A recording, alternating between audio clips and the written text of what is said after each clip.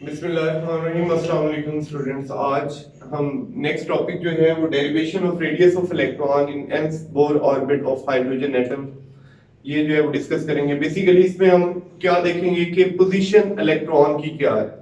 Electron की position देखनी है हमने, कितनी दूर है इलेक्ट्रॉन न्यूक्लियस से। तो ये सिर्फ हाइड्रोजन एटम पे एप्लीकेबल है। बोहर का मॉडल सिर्फ एप्लीकेबल है मोनो इलेक्ट्रॉन सिस्टम पे। ये आगे जाके हम effects of Bohr's atomic model वहां पे पढ़ेंगे। बेसिकली यहाँ पे हमने क्या देखना है कि इलेक्ट्रॉन जो है वो हाइड्रोजन एटम जो है उसके न्यूक्लियस से कितने फासले पे पड़ा हुआ है, इसका रेडियस फाइंड आउट करना है हमें।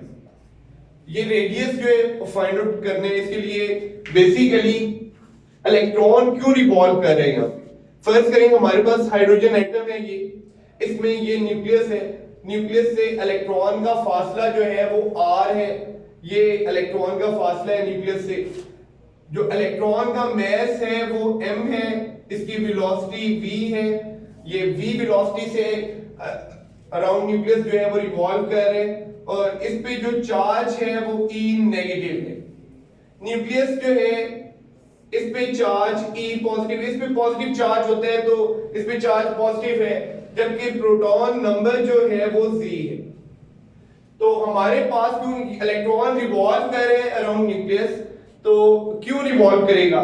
बेसिकली दो तरह की, ये क्यों एक सर्कुलर पाथ है, तो अगर इलेक्ट्रॉन सर्कल में मूव करेगा तो सर्कल में मूव करने के लिए उसके पे ऊपर जो है वो दो तरह की फोर्सेस जो है वो साइमल्टेनियसली एक्ट कर रही होंगी। पहली फोर्स है, इसको आप सेंट्रीपिटल फोर्स कहोगे। ये बेसिकली कूलम फोर्स होगी। यहाँ पे सेंट्रीपिटल फोर्स, इसको आप F सबस्क्रिप्ट C से जो है वो रिप्रेजेंट कर सकते हो। तो ये कौन सी फोर्स है, ये सेंट्रीपिटल फोर्स। ये किसके बराबर होगी, ये डायरेक्टली प्रोपोर्शनल होगी। Basically FC is directly proportional to the product of magnitude of charges and it is inversely proportional to the square root distance between them। तो जो कूलम फोर्स है बेसिकली वो यहाँ पे सेंट्रीपिटल फोर्स है। यहाँ पे कूलम फोर्स जो है वो किसके डायरेक्टली प्रोपोर्शनल है।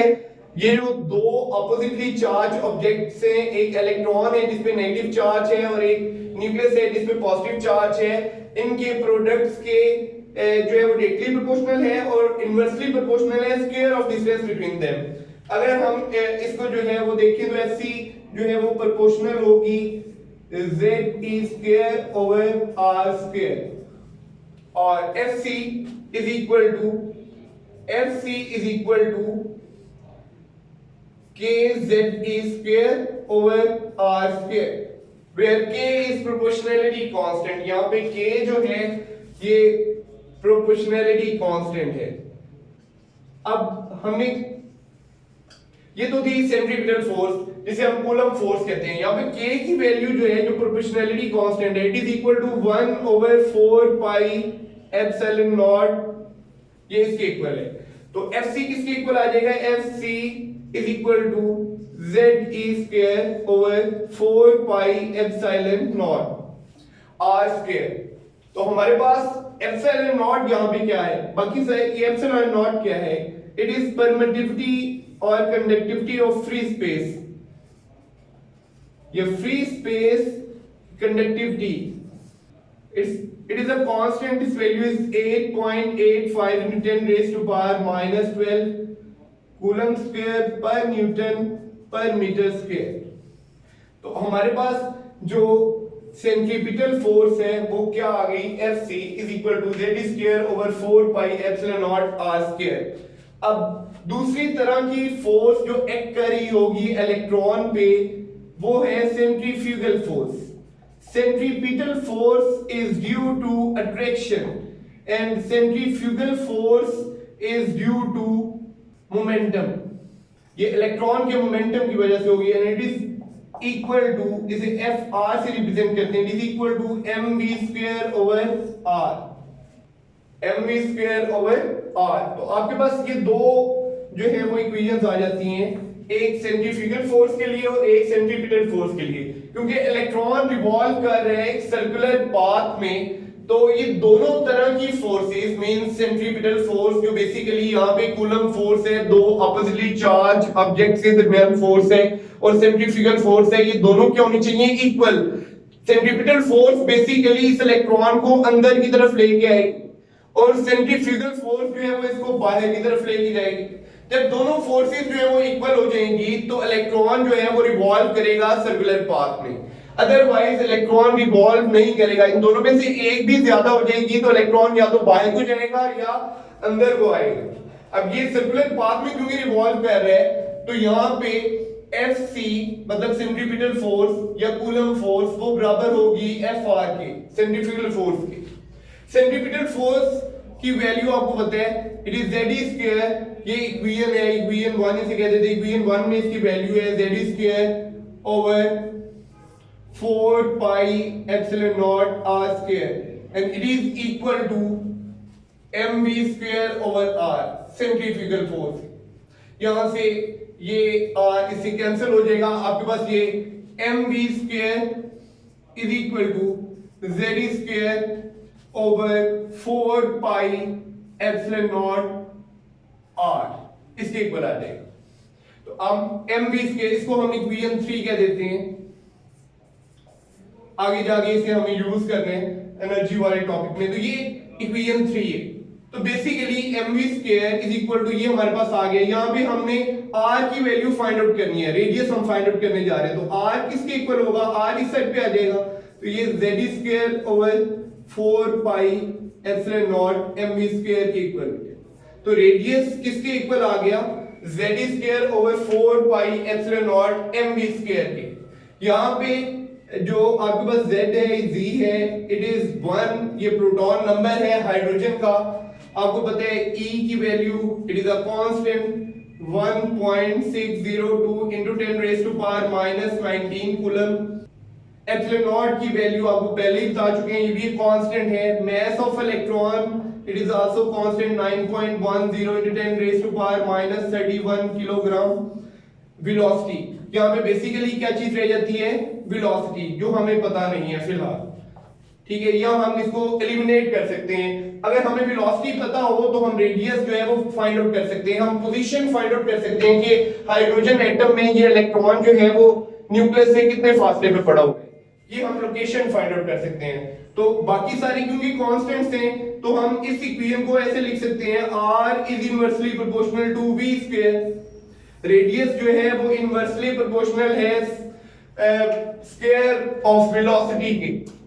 तो ये हमारे पास एक बहुत इंपॉर्टेंट जो है वो शॉर्ट क्वेश्चन आ सकते हैं, आपको पूछेगा कि यहां से हमें पता चल रहा है कि जितना दूर इलेक्ट्रॉन होगा न्यूक्लियस से उतनी उसकी वेलोसिटी जो है वो कम होती जाएगी। It means that electron moves faster nearer the nucleus. Electron जो है वो तेजी से मूव करते हैं नियरर द न्यूक्लियस, न्यूक्लियस के करीब। अब अगर इलेक्ट्रॉन न्यूक्लियस के करीब मतलब फर्स्ट शेल में होगा या फर्स्ट ऑर्बिट में होगा तो वो ज्यादा, उसकी वेलोसिटी ज्यादा होगी देन सेकंड ऑर्बिट, और सेकंड ऑर्बिट में वेलोसिटी ज्यादा होगी as compare to third orbit. इस तरह फोर्थ ऑर्बिट में वेलोसिटी कम होगी, ठीक है। तो रेडियस जो है, अगर आपको ये वाला क्वेश्चन आ जाए बोर्ड में कि इलेक्ट्रॉन जो है वो मूव करते हैं फास्टर नियरर द न्यूक्लियस, ये बड़ा इंपॉर्टेंट शॉर्ट क्वेश्चन है, इसको कहेगा गिव रीजन। तो आपने ये लिखना है यहाँ पे, r is inversely proportional to v square, क्योंकि radius of electron is inversely proportional to the square of velocity, that is why electron moves faster nearer the nucleus. हाँ, अब हम रेडियस फाइंड आउट नहीं कर सकते क्योंकि हमें वेलोसिटी का पता नहीं, तो हमने वेलोसिटी के फैक्टर को यहाँ पे एलिमिनेट करना है। यहाँ पे वेलोसिटी का फैक्टर हम खत्म करेंगे, बाकी चीजें हमें पता है। वेलोसिटी के फैक्टर को खत्म करने के लिए हम क्या यूज करेंगे? Fourth postulate of Bohr's atomic model.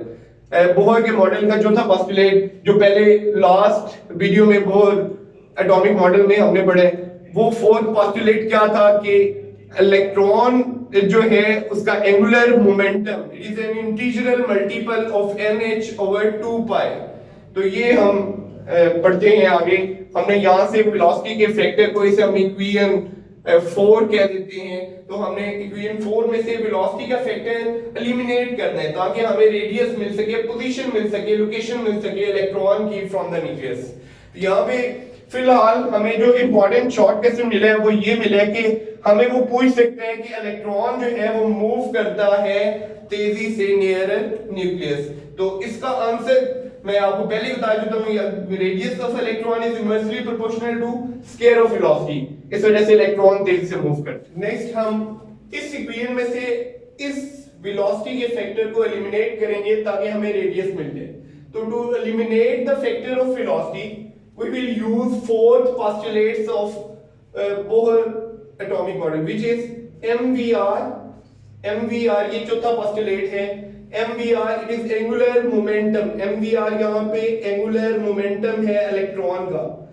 Angular momentum of electron is an integral multiple of nh over 2 pi where n is orbit in which electron is revolving, h is Planck's constant and pi is another constant। so ये वाला postulate हम use करेंगे। by squaring हम इस equation का square लेंगे। by squaring हमारे पास क्या आ जाएगा, m square v square r square is equal to n square h square over 4 pi square. तो हमारे पास ये इक्वेशन आ जाएगी। यहाँ पे v स्क्वायर की वैल्यू क्या हमारे पास आ जाएगी, it is equal to m square h square over m square r square. ये हमारे पास v स्क्वायर की वैल्यू आ जाएगी और इसके साथ 4 पाई स्क्वायर की। हम ये वाली वैल्यू v स्क्वायर की इस इक्वेशन में, जिस इक्वेशन 4 में हम v स्क्वायर की ये वाली वैल्यू पुट कर देंगे by substituting or by putting the value of v square in equation 4। equation 4 में v square की वैल्यू जो है वो पुट करने से हमें क्या मिलेगा, r is equal to z e square over 4 pi epsilon naught m और v square की जगह पे हम ये वाली वैल्यू पुट कर देंगे, it is n square h square over m square r square 4 pi square. तो ये आपके पास जो है वो v स्क्वायर की वैल्यू हमने सब्स्टिट्यूट कर दी, ये वाली वैल्यू हम यहाँ पे पुट कर देंगे। तो r is equal to z e square m square r square 4 pi square, ये ऊपर जाके मल्टीप्लाई हो जाएगा और इसी तरह आपके पास नीचे क्या बचेगा, 4 pi epsilon not m n square h square. जो चीज यहां से कैंसिल होती है, लाइक ये स्क्वायर जो है वो m से कैंसिल हो रहा है, इसी तरह स्क्वायर जो है वो इससे कैंसिल हो जाएगा। अब इसी तरह और भी चीज कैंसिल होती है, जैसे 4 पाई जो है 4 कैंसिल हो जाएगा और पाई जो है वो स्क्वायर से कैंसिल हो जाएगा। आपके पास 1 is equal to z square m r pi over epsilon naught n square h square। ये r आपके पास r जो है r की वैल्यू आप फाइंड आउट कर लेंगे। r is equal to r इधर एनीथिंग ये हो जाएगा, क्या हो जाएगा, डिवाइड और वो multiply epsilon naught n square h square over z e square pi m। अब बस r की ये वैल्यू आ जाएगी। यहाँ पे सारे कांस्टेंट, एप्सिलॉन नॉट आपको पता है इट इज अ कांस्टेंट, इसी तरह h is also a constant, e is constant, pi is constant and mass of electron is also constant। z for hydrogen is equal to 1, ये भी constant है। तो हमारे पास वेरिएबल क्या बच गया, n। यहाँ पे n है ऑर्बिट जिसका रेडियस आपने फाइंड आउट करना है। आपने अगर फर्स्ट ऑर्बिट का रेडियस फाइंड आउट करना है तो n इज इक्वल टू 1, इस तरह सेकंड के लिए n इज इक्वल टू 2 और थर्ड के लिए n इज इक्वल टू 3। तो अगर हम यहाँ पे बाकी सारी वैल्यूज को पुट करें विद देयर यूनिट्स तो हमें जो है वो फाइनल वैल्यू मिलती है, it is 0.529 multiply bye n square in Armstrong. ये डिस्टेंस के यूनिट है इस वजह से। तो यहाँ पे आप अगर फर्स्ट ऑर्बिट की जो है वो रेडियस फाइंड आउट करना चाहते हैं, इलेक्ट्रॉन रिवॉल्व कर रहे हैं फर्स्ट ऑर्बिट में, तो आपको पता चल जाएगा कि इलेक्ट्रॉन न्यूक्लियस से कितने फासले पे है। आप n की जगह पे 1 लिखोगे, it is equal to 0.529 multiply by 1 square in angstrom. आपके पास वही वैल्यू आ जाएगी। अगर सेकंड ऑर्बिट है R2, it is also 0.529 multiply bye 2 square in Armstrong. Similarly, R3 is equal to 0.529 multiplied by 3 square in Armstrong. Similarly, R4 is equal to 0.529 multiplied by 4 square in Armstrong. ये आपके पास जो है वो values आती जाएंगी। R1 की value सबसे कम होगी और R4 की वैल्यू सबसे ज्यादा होगी। अब इससे हमें पता चलता है कि जैसे जैसे जो है वो हम दूर जाते जाएंगे, वैसे वैसे जो रेडियस है बिटवीन ऑर्बिट्स वो क्या होता जाएगा, ज्यादा होता जाएगा, वो ज्यादा होता जाता है। R2 minus R1, the distance between two orbits, these are the lower orbits, it is less than R3 minus R2 and it is less than R4 minus R3। तो डिस्टेंस जो है वो इंक्रीज होगा जैसे जैसे आप लोअर से higher orbits में जाओगे। The distance between adjacent orbits increases as we move from lower to higher orbit. ये भी इंपॉर्टेंट जो है वो शॉर्ट क्वेश्चन है, इसको आपको एक जस्टिफाई करो या एज ये पूरी चीज लिख के आपको क्या देगा, इसको जो है ये जस्टिफाई करो ये ऐसा क्यों होता है। तो आपने इसके लिए R1 की वैल्यू फाइंड आउट करनी है, R2 की वैल्यू फाइंड आउट करनी है, R3 की वैल्यू फाइंड आउट करनी है और R4 की वैल्यू फाइंड आउट करनी है।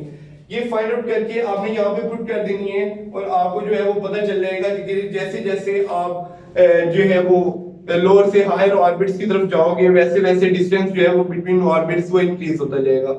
ये बड़ा इंपॉर्टेंट लॉन्ग क्वेश्चन था, इसमें दो जो है वो शॉर्ट क्वेश्चन है, एक मैं आपको पहले बता चुका हूँ और दूसरा ये वाला शॉर्ट क्वेश्चन जो है ये बड़ा इंपॉर्टेंट है। तो होप आपको जो है वो रेडियस ऑफ इलेक्ट्रॉन जो है वो अच्छे तरीके से समझ आ गया होगा। कमेंट सेक्शन में लाजमी बताइएगा, लाइक कीजिएगा और सब्सक्राइब कीजिएगा। Thank you, Allah Hafiz.